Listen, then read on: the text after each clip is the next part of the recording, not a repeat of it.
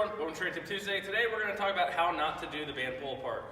We see this is an awesome exercise. It's great for recovery for throwers, great for recovery for the desk jockey, the people who are sit at the desk and bent over all the time. But we see a lot of people doing it wrong and even teaching it wrong.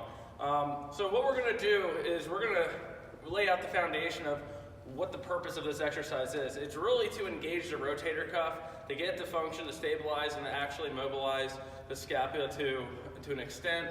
But we see a lot of people start talking about lifting ribs, sternum lifting, and to me that's talk about grinding out lower back. Now, if you have the prerequisites and you have a really mobile T-spine in terms of flexion extension, then some flexion extension will occur when you teach it properly and the scapula is engaged appropriately.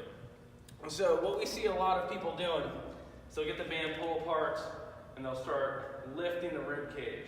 Now, here's what we have to realize.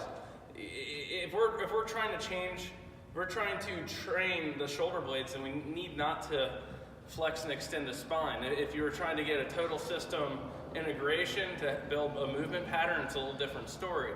But if we're trying to hit scapula, we want to think about keeping our zone. If you check out postural restoration, they talk about having a zone of apposition, which is the relationship between a diaphragm and a pelvic floor, and that's staying intact when you start to move the arms and shoulder blades. So if we lose that zone, we start dumping the pelvis and start dumping into the lower back. So what we really should think about doing is exhaling. So that way we feel our diaphragm and our pelvic floor set themselves, and then pull apart. And then actually finish with a little reach at the top to make sure that my T-spine actually finishes in flexion, because when I go to pull back, I'm going to have some T-spine extension.